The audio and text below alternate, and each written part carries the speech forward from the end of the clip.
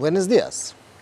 Če po spletu iščete, kaj bi počeli v Porenju, potem boste med zadetki na prvi strani našli Nürburgring. Ne gozdove, ne gradove, ampak dirkališče. Seveda ne klasično dirkališče, ampak cesto, enosmerno cesto s cestnino in po kateri lahko vozite tako zelo hitro, kot zmore vaš avtomobil. Oziroma, kolikor zmorejo vaše vozniške sposobnosti. Ampak eno je zabava, drugo pa resen posel. No in dovolj je en kratek mimovoz po tukajšnjih okoliških vasicah, da postane zelo očitno. Če tukaj nisi redno prisoten, če tukaj ne poznaš vsakega ovinka iz prakse, potem nekako nisi resen proizvajalec športnih avtomobilov ali pa proizvajalec opreme, sestavne dele za športne avtomobile. Zeleni peko je namreč v prvi vrsti testna proga.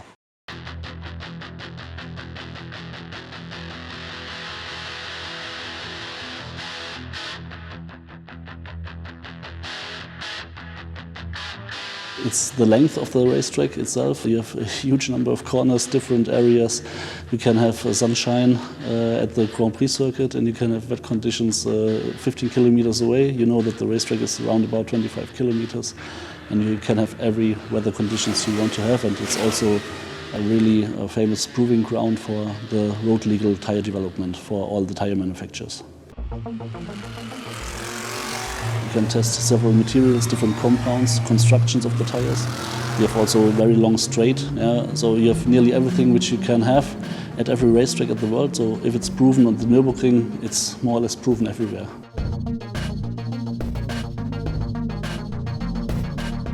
Danes po tem dirkališču ne morem dirkati, zato ker je tukaj vse v znamenju slovite 24-urne dirke Nürburgringa. Seveda gre za svetovno prvenstvo turnih avtomobilov, ki pa se letos odvija precej osiromašeno, izolirano od občinstva, se pravi, manjkajo tisti glavni akterji, ki so vedno naredili to dirko tako zelo spektakularno. Ampak hkrati lahko tudi na primeru tega prvenstva vidimo, kako se tudi motošport transformira, kako tudi motošport prestavlja se v neko električno dobo. Namreč tako kot se Formula 1 sooča s močno konkurenco v obliki Formule E, tako tudi prvenstvo VTCR dobiva vse močnejšega konkurenta v prvenstvu ETCR.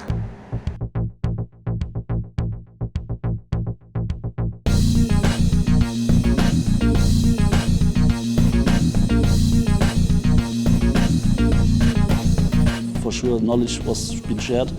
Experience was shared, and also some materials are similar, but also we used new materials, new compound and so on. So it's you can't really compare these two, even if the cars look similar. The tire itself is not. The approach from ETCR was or is just to have one tire spec.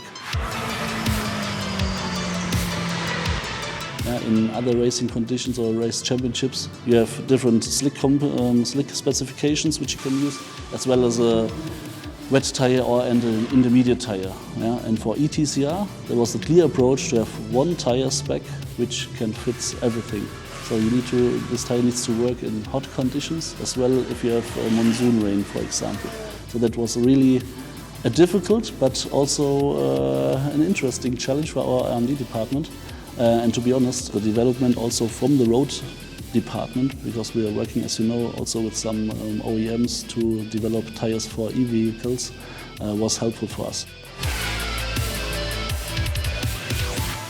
Če torej zelo posplošimo, ampak seveda res zelo posplošimo, potem bi lahko skoraj da rekli, da bi z gumami za dirkalnike ETCR obuli tudi vaš električni avto. Seveda, če imate enega tistih, ki se promovirajo s pospeškom do 100 km/h, recimo v 2, 3, 4, 5 sekundah, in pri katerih sploh ne gre več samo za ekologijo, ampak tudi za neke nove užitke, za užitke električne dobe. Ampak nismo naredili 1000 km za to, da bi dirko gledali izza ograje. Ne, gremo v luft.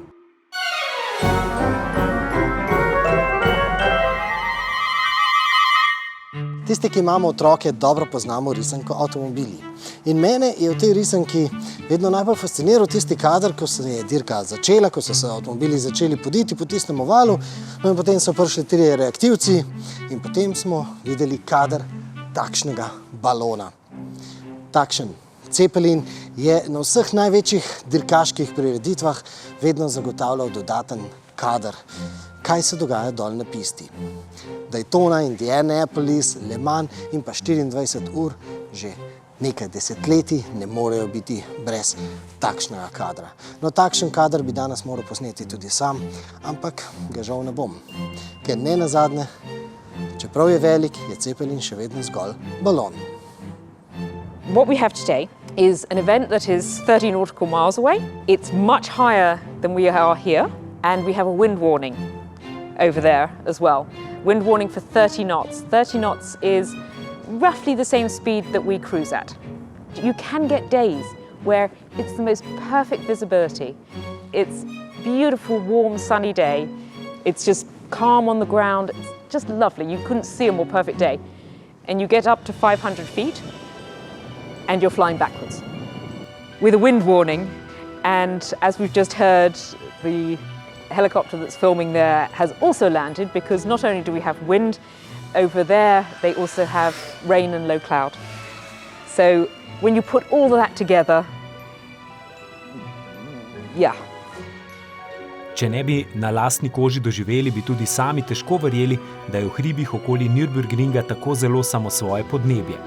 Saj če drugega ne, je bila sledeča noč v Bonu povsem mirna. Gor v hribih pa so morali zaradi nevzdržnih razmer dirko celo prekiniti. Ampak vzemimo to vremensko zagato kot priliko, da Cepelin bolje spoznamo. It's like a cross between a helicopter and a ship. Well, of course it is a ship. It's an airship, but it is in fact a ship. We are floating in the air, just like a boat on the water. The only difference is you can't see the waves. Sicer ločimo 3 tipe Cepelinov oziroma zračnih ladij. Tisti originalni so imeli trdo konstrukcijo, a so bili zaradi tega tudi težji. Masa pa je pri tovrstnih plovilih sovražnik številka 1. Potem so tu povsem mehki baloni, pri katerih formo dosegajo s tlakom.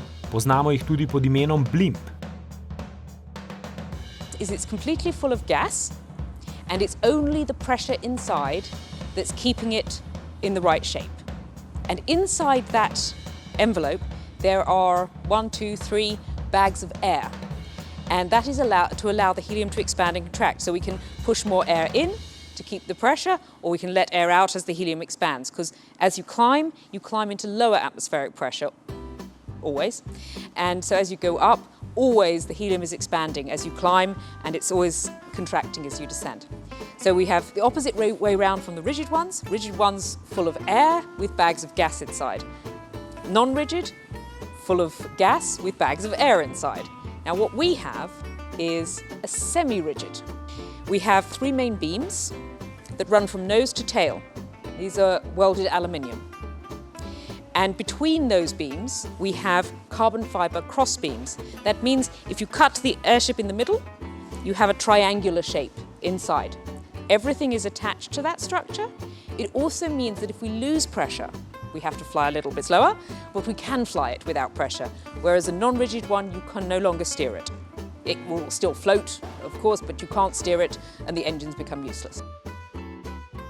Tokratni Cepelin je torej model z ogrodjem, ki leti po Blimpovem načinu. An airship has most of its lift from the gas. So obviously, just like any children's helium balloon, if you take a helium-filled balloon and you let go of it, it will go up to the ceiling. If you tie a small thing onto the string, then it will go up a little bit slower. And if you keep tying weight on, eventually it will just come down to the floor. And if you tie just enough weight on to this helium balloon, it will just float. It won't go up, it won't go down. We call this equilibrium.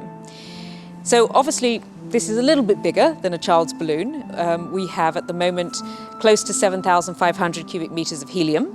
We have 3 engines, 2 at the front and 1 at the back. The one at the back has 2 propellers. It's 1 engine but with 2 propellers. And that means we can steer the Zeppelin even when we have no airspeeds. Cepelin je tako za občutek velik kot kakšen Airbus, kakršnimi letimo po Evropi. No, ampak v svoji kabini ima prostora za komaj 14 potnikov. Da lahko dvignemo 1 kilogram mase, moramo uporabiti 1 kubični meter helija. 1 kubični meter. Pomislek številka 1 prav pri vsakem potniku, ki vstopa v Cepelina, je seveda, ali je varen. Sploh, če na pristajališču vidiš takšne klenke. Nesreče iz tistih pionirskih časov si je pač preprosto težko izbiti iz glave. In the old airships, they had hydrogen in them. And hydrogen is lighter than helium. It is also highly explosive, as we know, and it will burn. We do not use hydrogen, I would add. We do not have any hydrogen anywhere near us. We have helium. Helium is not only completely inert gas, it cannot burn. It will put a fire out. It will not burn. Da bi se lahko ogledali dirko 24 ur Nürburgringa tu iz teh udobnih sedežev tu v zadku Cepelina, no to danes žal ni bilo mogoče. Ampak vseeno vreme tukaj spodaj v dolini je za hip še zdržalo in zato smo si lahko privoščili en kratek krog.